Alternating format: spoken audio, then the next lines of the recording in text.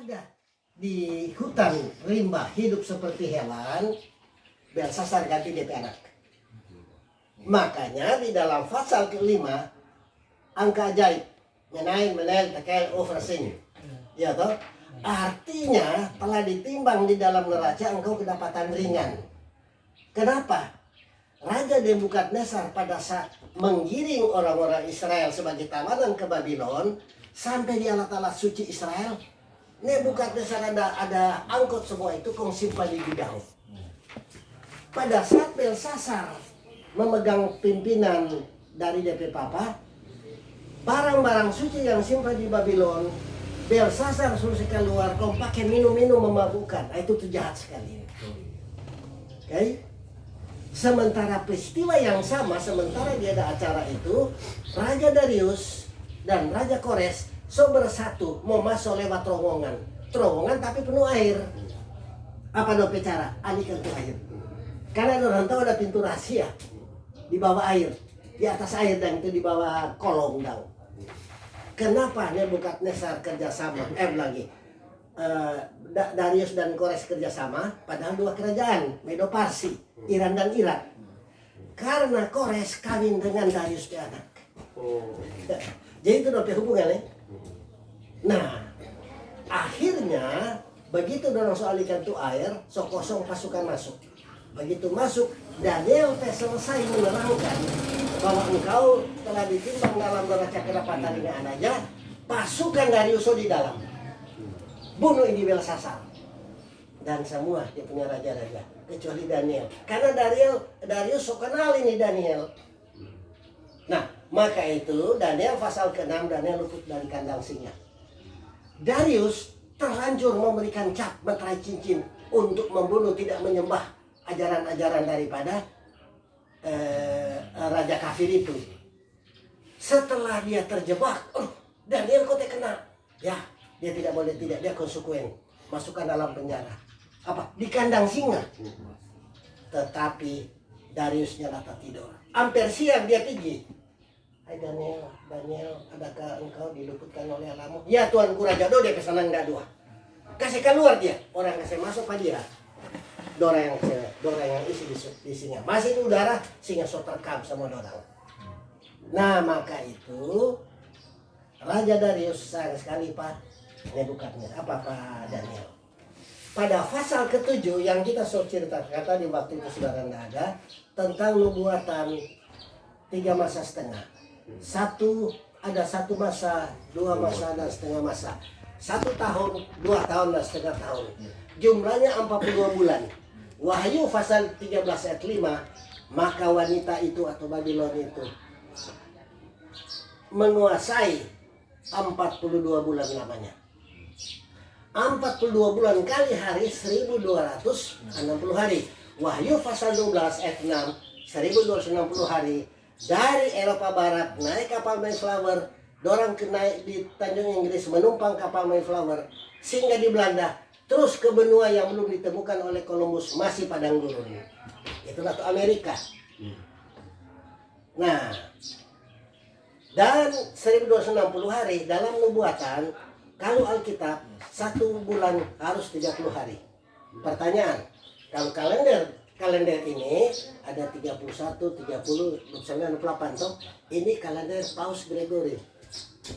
Tetapi Yahudi pakai kalender Rabbinik. Ada Rabbinik, ada Karente. 30 hari. Nah, jadi perhitungan bahwa 1 bulan sama dengan 30 hari. Oke? Nah, kemudian kita datang kepada Wahyu 2, ada kaitannya Wahyu pasal 8. Di situ ada domba yang menanduk sampai ke langit. Itulah itu jemaat yang mempunyai 2 tanduk. Itulah jemaat Medo Parsi. Kedua kekuatan bersatu antara Iran dan Irak. Kemudian datang kerajaan Yunani, kambing, dia menguasai seluruh dunia. Dan itu ada hubungannya Daniel pasal 2. Patung, mimpi tahu Nebukadnezar, kepala daripada emas adalah Babylon dari tahun 605 sampai 539.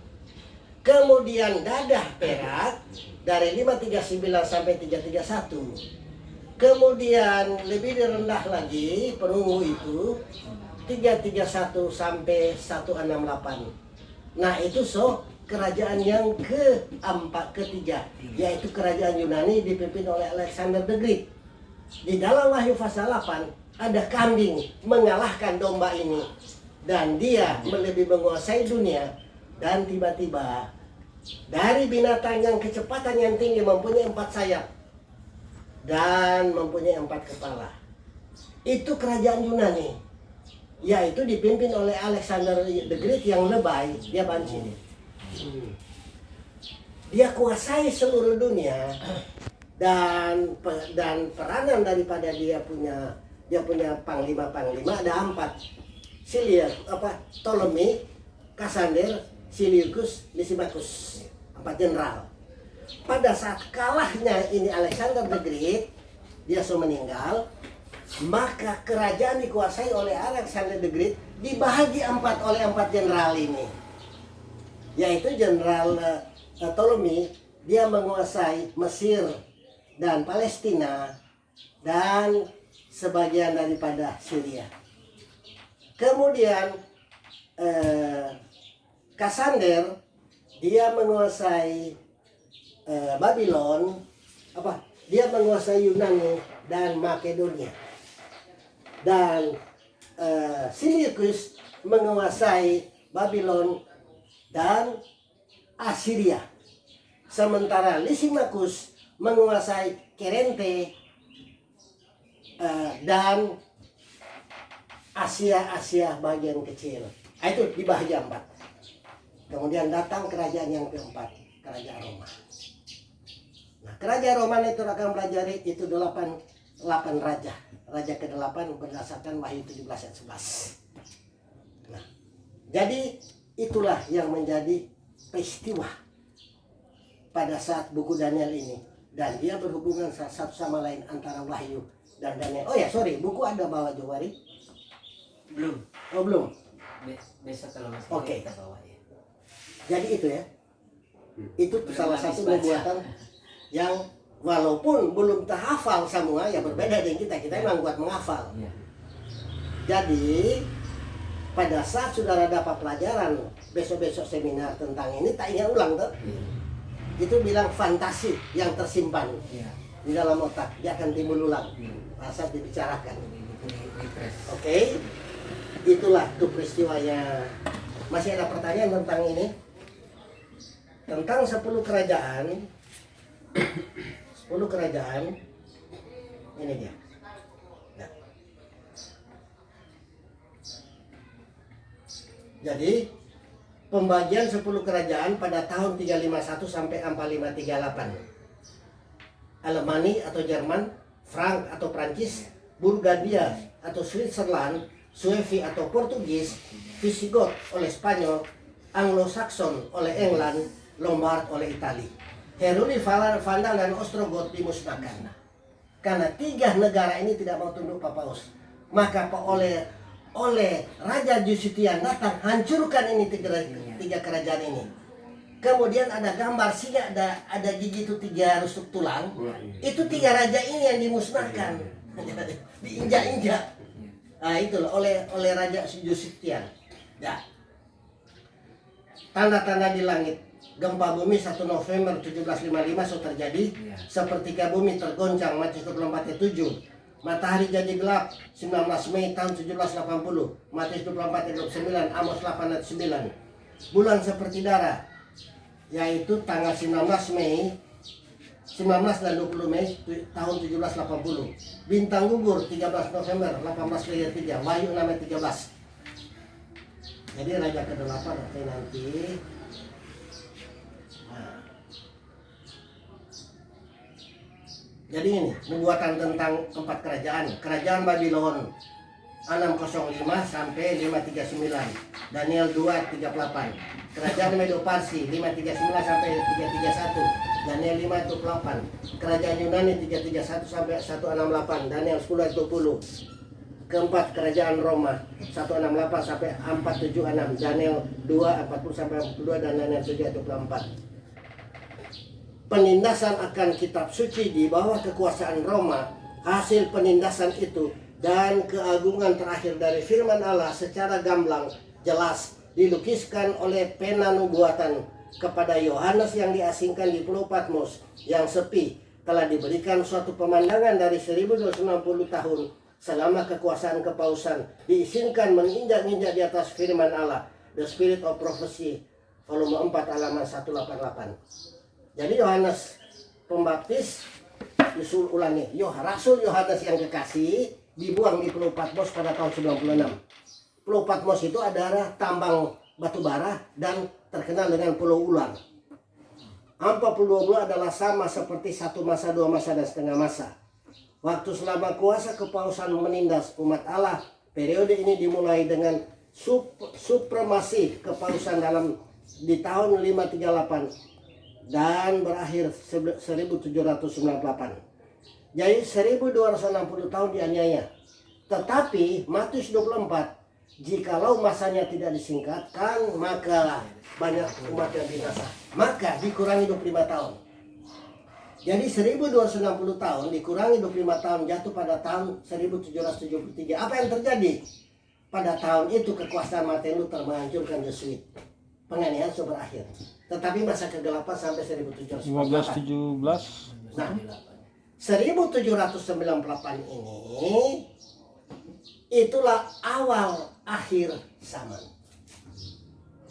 Jadi kita ini di akhir zaman akhir. Tetapi dengan adanya COVID pandemi ini, kita berada di area penghujung dari akhir zaman akhir. Di penghujung zaman akhir. Ya. Jadi kita sudah menginjak. Karena ini COVID ini sudah mau berakhir. Oke. Itu sudah selesai pelajaran itu, kita masuk pada organisasi. Sebab saudara akan dihadapkan pada organisasi. Ada satu sekte yang tidak berorganisasi, yang mengatasnamakan Advent, namanya Present Truth. Baik. Di Tauran. Ya. Itu yang di Sulawesi Utara itu. Di Sulawesi Utara kan. Ya. Itu yang saudara apa sih? Baik. Randi tahu. Randi Tauran. So ada foto dari kita nih. Kristus mempunyai sebuah gereja di setiap zaman. Matius 16 ayat 18. SDA Bible Komentari Ellen G. White Comment volume 6 halaman 1079. Gereja ya. Kristus punya satu gereja di setiap zaman. Penurutan kepada perintah Tuhan memberi kita hak atas kesempatan istimewa dan gereja ini. Jika kita menurut syarat-syarat yang Tuhan telah buat, kita akan menggunakan pilihan kita untuk keselamatan. Penurutan sempurna kepada perintah-perintahnya adalah bukti bahwa kita mengasihi Tuhan. RH Juli 1900. Tuhan telah memberikan kepadanya sebuah pekerjaan khusus untuk melakukan pelayanan pribadi. Tuhan bisa mengirimkan malaikat-malaikat untuk bekerja demi pembaharuan manusia. Tapi ia tidak melakukan ini. Manusialah yang mesti menyentuh sesama manusia. Jadi pada saat kalian sudah diterima sebagai anggota, saudara punya tanggung jawab ya, untuk membawakan pekabaran ini. Karena manusia menyentuh sesama manusia. Pembentukan kelompok-kelompok kecil sebagai dasar dari usaha dari orang-orang Kristen telah ditunjukkan kepada saya oleh Dia yang tak pernah berbuat salah. Jika salah satu gereja mempunyai banyak anggota, biarlah anggota dibagi di dalam kelompok-kelompok kecil untuk bekerja, bukan saja bagi sesama anggota, tapi juga bagi mereka yang belum seiman. Jadi, tulisan nubuat di dalam panggilan yang mulia, jika tanaman sudah berdekatan harus dicabut dan dipindahkan supaya dia berbuah. Coba ngoni kalau tidak selesai pindah. Kurus dia. Ya, nak mau buah dia. Rampas makanan orang. Iya. Itu ada di Ellen G. White tentang Ellen G. White tentang Elia Modern halaman 250. Sejak awal jiwa-jiwa yang setia telah mendirikan gereja di bumi. Di setiap zaman Tuhan mempunyai pengawal-pengawalnya yang membawa kesaksian setia kepada generasi di mana mereka hidup. AA halaman 11 atau Kisah Para Rasul. Ya. Gereja adalah agen yang ditentukan Tuhan untuk penyelamatan manusia. Gereja diorganisir untuk pelayanan dan misinya adalah untuk membawa Injil kepada dunia ini. Sejak permulaan telah menjadi rencana Tuhan agar melalui gerejanya akan dipantulkan kepada dunia ini kepenuhannya dan kecukupannya. Para anggota gereja, yaitu orang-orang yang ia telah panggil keluar dari kegelapan untuk masuk ke dalam terangnya yang ajaib, harus menunjukkan kemuliaannya. Gereja adalah tempat penyimpanan kekayaan anugerah Kristus, dan melalui gereja akhirnya akan dinyatakan bahkan kepada pemerintah-pemerintah dan penguasa-penguasa di sorga pertunjukan terakhir dan sepenuhnya tentang kasih Tuhan. Efesus 3:10, Kisah Para Rasul halaman 9. Ia yang berkata atau melakukan segala sesuatu yang cenderung untuk mencerai-beraikan gereja Kristus adalah menghalangi tujuan Allah. 1 Korintus 14 ayat 40, 9t 145. Semua yang percaya kepada Tuhan harus dikumpulkan di dalam satu gereja. The Desire Hadges halaman 821. Kristus menjadikan gereja sebagai sumber penyimpanan kebenaran. Ia meninggalkan gerejanya sebagai penata layanan Injil dan adalah menjadi tanggung jawab gereja untuk membawakan misinya untuk menyelamatkan dunia. Ia dalam melalui kebenarannya akan memancarkan terang kebenaran bagi pengikut-pengikutnya supaya mereka dapat menerangi orang lain dengan terang yang sebenarnya. RH 30:1896. Kepastian gereja. Semua orang yang mempunyai hubungan vital dengan Allah dituntun oleh nasihatnya bergabung di dalam kapasitas gereja. Mereka memberi diri mereka untuk melakukan pekerjaan Kristus. Jika kita akan membuka pintu kepada Yesus, Dia akan masuk dan tinggal dengan kita. Kekuatan kita selalu akan diperkuat oleh perwakilannya yang sesungguhnya, yakni Roh Kudus. Review and Herald, Februari 23, 1897. Kewajiban di dalam gereja. Dalam kehidupan pelayanan kepada Kristus, hubungan dengan gereja adalah salah satu dari langkah-langkah pertama. Setia kepada Kristus dituntut kesetiaan di dalam melakukan kewajiban-kewajiban di gereja. Education halaman 268-269.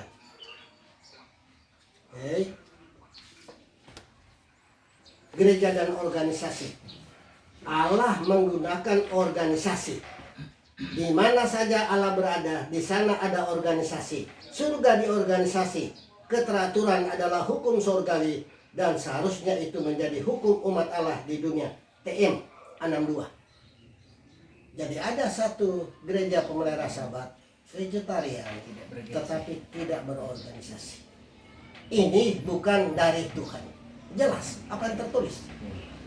Ya kan? Kan kita hanya dasarkan Alkitab. Alam semesta kita diorganisasi. Apakah Anda memusatkan mikroskop pada sel tunggal atau lensa teleskop pada bintang? Anda melihat persis organisasi yang dapat diramalkan. Sistem dan keteraturan dinyatakan di dalam segala pekerjaan Allah di seluruh alam semesta. Buku yang sama, TM 26. Sebuah bangsa, sebuah perusahaan, bahkan tubuh manusia akan gagal tanpa organisasi. Ya. Sebuah gereja dengan tugas menyampaikan pekabaran ketiga malaikat ke dunia ini akan pasti gagal tanpa organisasi. Sesuatu kelompok yang bepergian kemana saja harus diorganisasi. Dengan demikian, kendati pun mereka takut akan agama yang terorganisasi, orang Advent yang mula-mula telah mengorganisasi gereja ini. Nyonya White menyimpulkan sebagai berikut. Ketika jumlah keanggotaan kita bertambah, ternyata bahwa tanpa membentuk suatu bentuk organisasi akan ada kekacauan besar. Dan pekerjaan itu tidak bisa dilanjutkan dengan sukses untuk mengadakan penyediaan dukungan penginjilan, yaitu dalam melakukan pekerjaan itu di ladang-ladang baru untuk melindungi gereja dan anggota-anggota yang tidak layak, untuk melindungi hak milik, untuk menerbitkan kebenaran melalui percetakan, dan untuk banyak hal lain, maka organisasi sangat diperlukan. TM 15. Ada orang yang ini yang kita pernah dengar.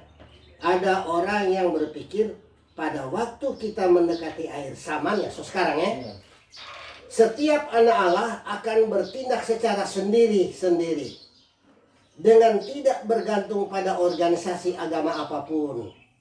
Tetapi Tuhan telah memberi petunjuk kepada saya bahwa di dalam pekerjaan tidak boleh terjadi bahwa tiap-tiap orang bekerja secara terpisah. Bintang-bintang di langit semua berada di bawah hukum masing-masing, saling mempengaruhi dalam melakukan kehendak Allah, sama-sama menurut pada hukum yang mengatur bagian mereka. Umatnya pun harus bekerja bersama-sama. TM 489.